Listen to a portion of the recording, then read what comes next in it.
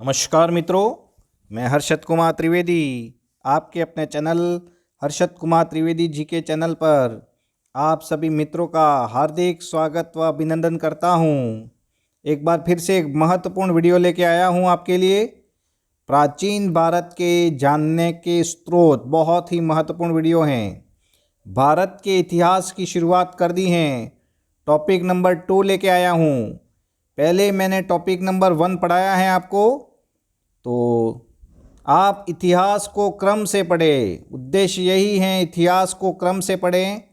तो ज़रूर आप अधिक से अधिक लोगों को शेयर करें। अगर आप नए हो तो सब्सक्राइब ज़रूर करें चैनल को। कमेंट्स करें कैसा लगा है वीडियो, फॉलो करें अधिक से अधिक लोगों को और शेयर ज़रूर करें। आप मेरी बातों को फॉलो करें।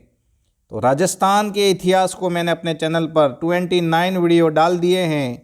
इससे बाहर आपका इतिहास राजस्थान का नहीं जाएगा। ऑथेंटिक नोट्स हैं आपके लिए, तो ज़रूर देखें आप। तो शुरू करें हम प्राचीन इतिहास के जानने के स्रोत। तो आइए देखिए ये प्राचीन इतिहास जानने के स्रोत, ऑथेंटिक नोट्स आपके लिए। तो सबसे पहले पुरातात्विक साहित्य के बारे में बात करें हम, तो अभिलेख प्राचीन मध्य एशिया के बोगज कोई नामक स्थान से 1400 बीसी यानी 1400 ईसा पूर्व इंद्र, मित्र, वरुण, नासत्य आदि वैदिक देवताओं के नाम मिले हैं।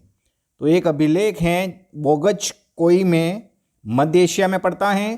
तो ये बार बार क्वेश्चन आया है। 1400 बीसी का ये 1400 ईसा पूर्व का ये अभिलेख है, जिसमें हमें कौन से वैदिक देवताओं के नाम मिलते हैं और वो भी क्रम से पूछा जाता है।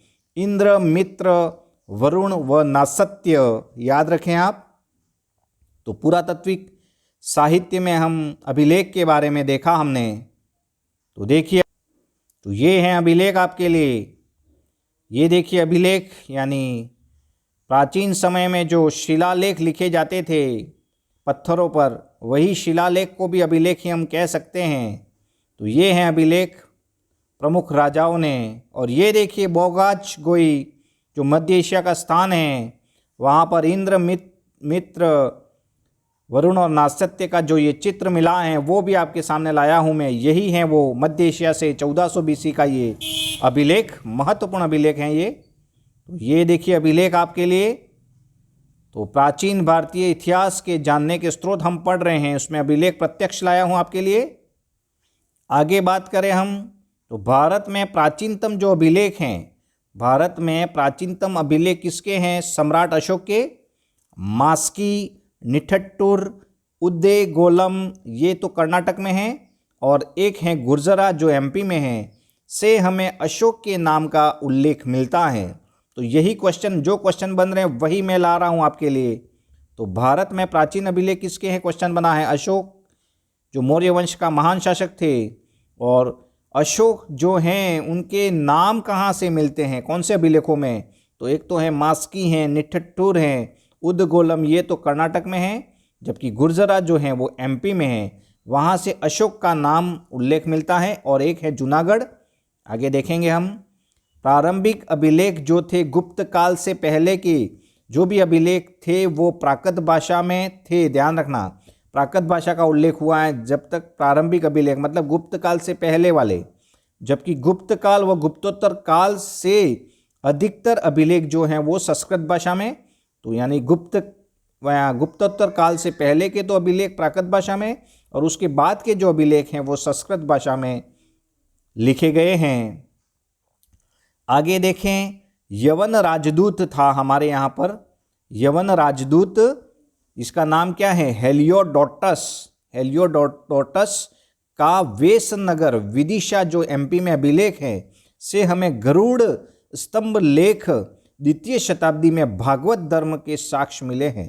बहुत महत्वपूर्ण बात, यवन राजदूत हेलियोडोटस का वेसनगर विदिशा में एमपी से जो गरुड़ स्तंभ लेख मिला है 2वीं शताब्दी में, वो किस धर्म से संबंधित हैं? भागवत धर्म से।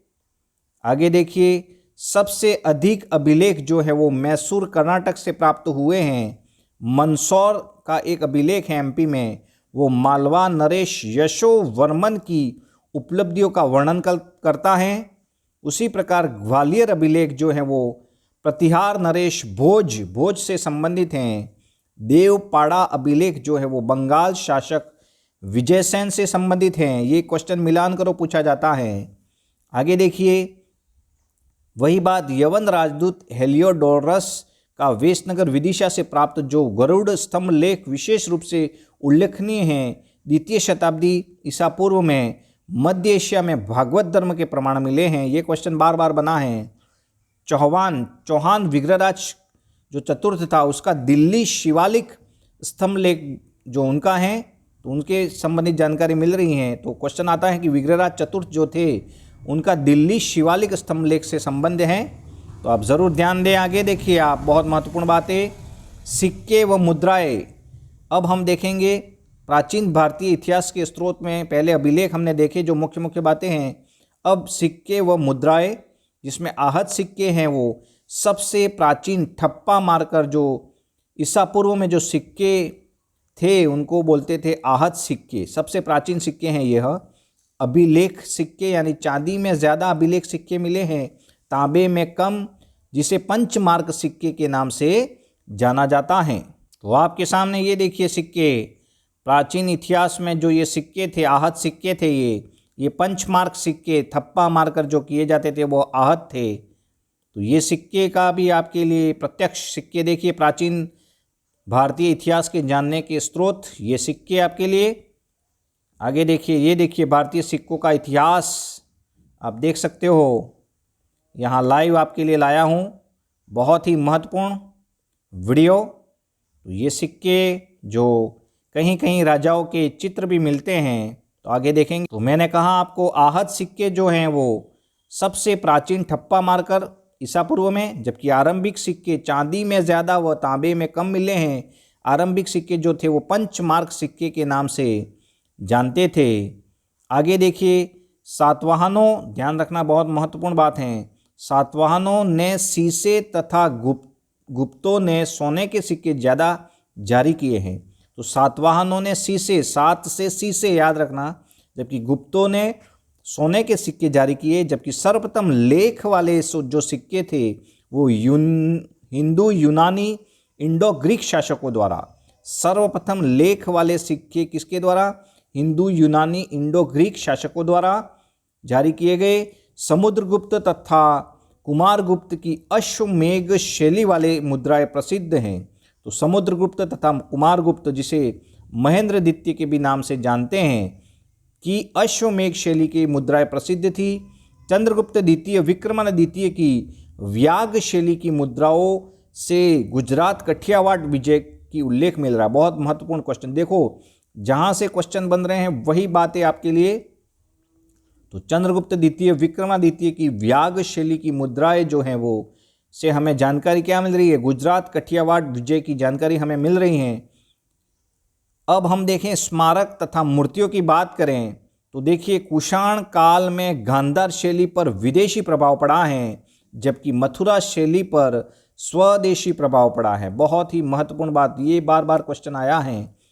तो स्मारक व मूर्तियों में देखें तो कुषाण काल की बात करें तो कुषाण काल का महान शासक आपको पता है कनिष्क के बारे में हम आगे पढ़ेंगे। तो यही था जिसमें गांधार शैली पर विदेशी प्रभाव पड़ा है, जबकि मथुरा जो कला है उस पर स्वदेशी प्रभाव पड़ा है।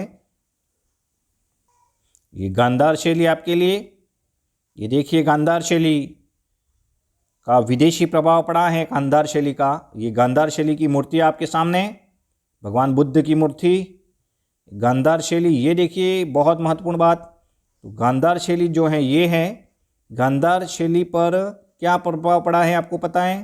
तो विदेशी प्रभाव पड़ा है। जबकि ये जो मथुरा शैली है, ये मथुरा शैली है, उस पर स्वदेशी प्रभाव पड़ा है, यानी भारत का प्रभाव पड़ा है। मथुरा भारत में पड़ रहा है, आपको पता होना चाहिए।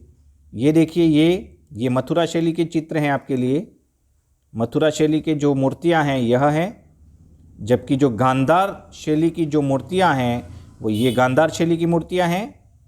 तो बहुत महत्वपूर्ण वीडियो, आगे देखिए बहुत महत्वपूर्ण बातें आगे आने वाली हैं। अगर आप नए हो तो चैनल को सब्सक्राइब ज़रूर करें, लाइक करें, अधिक से अधिक लोगों को शेयर करें। सेकंड ग्रेड एसएसटी के भी 8 सब्जेक्ट में पढ़ा रहा हूँ, तो वहाँ तक मैसेज पहुँचाए जो सेकंड ग्रेड में SST से तैयारी कर रहे हैं, तो उनके लिए भी बहुत महत्वपूर्ण वीडियो आपके इस चैनल पर मिल रहे हैं आपको। तो आगे देखिए, स्मारक तथा मूर्तियों के बारे में मैंने आपको प्रत्यक्ष बताया। तो कुषाण काल में गांधार शैली जो है उस पर विदेशी प्रभाव, जबकि मथुरा शैली पर स्वदेशी प्रभाव पड़ा है। आगे बात करें प्राचीन भारतीय इतिहास के जानने के स्रोत में, ब्राह्मण साहित्य में सबसे प्राचीन ग्रंथ कौन सा है? ऋग्वेद। सबसे प्राचीन ग्रंथ कौन सा है? ऋग्वेद। और ऋग्वेद जो हैं 4 वेद हैं हमारे यहाँ पर, ऋग्वेद, सामवेद, यजुर्वेद व अर्थत्ववेद। याद रखें, ऋग्वेद, सामवेद, यजुर्वेद व अर्थव्वेद। जबकि इनके ब्राह्मण ग्रंथ कौन से हैं? ऋग्वेद के ब्राह्मण ग्रंथ में ऐतरेयी व कौशितिकी हैं। ऋग्वेद के ब्राह्मण ग्रंथ याद रखना ऐतरेयी व कौशितिकी हैं। जबकि सामवेद के याद रखना, सामवेद के ये हैं, तो सामवेद के पंचविंश व छांदोग्य जो ब्राह्मण ग्रंथ हैं। यजुर्वेद के शतपथ व तैतिरेयी हैं, तैतिरेयी ये ऐसे हैं, ध्यान रखें आप। और अर्थत्वेद के जो ब्राह्मण ग्रंथ का नाम क्या है? गोपथ। गोपथ, जो ये मिलान करो, यूँ क्वेश्चन आ रहे हैं तो आप ज़रूर देखें इसको। और ऋग्वेद के उपवेद याद रखना आयुर्वेद हैं, सामवेद का उपवेद गंधर्ववेद हैं, यजुर्वेद का उपवेद धनुवेद हैं, जबकि अर्थव्वेद का उपवेद शिल्पवेद हैं। तो ये आयुर्वेद, गंधर्ववेद, धनुवेद व शिल्पवेद ये उपवेद हैं इनके। तो आप ज़रूर इसको मिलान करो, यूँ क्वेश्चन आ रहे हैं, जो क्वेश्चन बन रहे हैं वही ला रहा हूँ। आगे देखिए, भारत का राष्ट्रीय आदर्श वाक्य जो है वो सत्यमेव जयते हैं। तो कौन से उपनिषद से लिया गया है? मुंडकोपनिषद से। ध्यान रखें, बहुत महत्वपूर्ण बात, भारत का राष्ट्रीय आदर्श वाक्य जो है वो सत्यमेव जयते, सत्य की विजय होती हैं। तो किस में ये कहा गया है? मुंडकोपनिषद में। मौर्य वंश जो हैं हमारे यहाँ पर के लिए विष्णु पुराण तथा आंध्र सातवाहन तथा शुंग वंश के लिए मत्स्य पुराण तथा गुप्त वंश के लिए वायु पुराण का महत्व है। ध्यान रखें, बहुत महत्वपूर्ण बात पूछा गया है, मिलान करो यूँ। तो मौर्य वंश विष्णु पुराण से संबंधित हैं, सातवाहन व शुंग वंश जो है वो मत्स्य पुराण से संबंधित हैं, जबकि गुप्त वंश जो है वो वायु पुराण से संबंधित हैं। यही ध्यान रखें आप, गुप्त वंश का संबंध वायु पुराण से है, मौर्य वंश का संबंध विष्णु पुराण से है, जबकि सातवाहन का जो है वो मत्स्य पुराण से संबंधित है। आगे जैन साहित्य जो आगम था, आगम जैन साहित्य का एक ग्रंथ है, 513 ईस्वी में वल्लभी गुजरात में इसका उद्घाटन हुआ था। बहुत महत्वपूर्ण बात, जैन साहित्य है आगम रूप जो 513 ईस्वी में वल्लभी गुजरात से प्राप्त हुआ है। गार्गी संहिता में यवन आक्रमण का उल्लेख मिलता है। गार्गी संहिता में हमें पूछा गया है कि यवन आक्रमण का उल्लेख कहाँ से मिल रहा है? तो गार्गी संहिता में। उसी प्रकार शाहबाजगढ़ी व मनसेहरा, ये पाकिस्तान में 2 शिलालेख हैं, अशोक शिलालेख हैं। ये अशोक से संबंधित शिलालेख पाकिस्तान में कौन से हैं? शाहबाजगढ़ी व मनसेहरा, याद रखें, दोनों पाकिस्तान में है अभी। अशोक का 13वां शिलालेख बहुत महत्वपूर्ण है, कलिंग वर्णन। कलिंग का युद्ध हुआ था, आपको पता है, 261 BC में, 261 ईसा पूर्व में हुआ था। तो अशोक जो था उसमें जो कलिंग वर्णन, कलिंग युग का जो 13वां शिलालेख है उसमें 5 यूनानी राजाओं के नाम आपको याद रखने पूछा गया है। 5 यूनानी राजाओं के नाम कौन से शिलालेख में मिलते हैं? 13वें शिलालेख में अशोक के।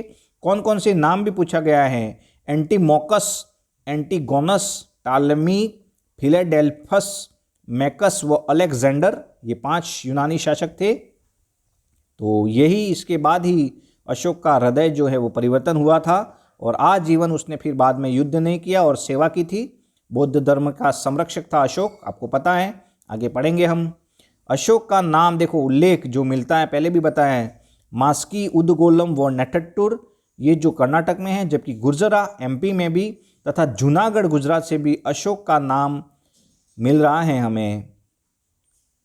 ये महत्वपूर्ण वीडियो आपके लिए लाया था मैं, प्राचीन भारतीय इतिहास के जानने के स्रोत, बहुत ही महत्वपूर्ण वीडियो। टॉपिक नंबर 2, भारत के इतिहास का। आप अधिक से अधिक लोगों को शेयर ज़रूर करें, नए हो तो सब्सक्राइब करें, लाइक ज़रूर करें, अभी तक लाइक नहीं किया आपने। तो ऐसे ही मिलते रहें, अगले वीडियो के लिए तैयार रहें, तब तक के लिए जय हिंद, जय भारत।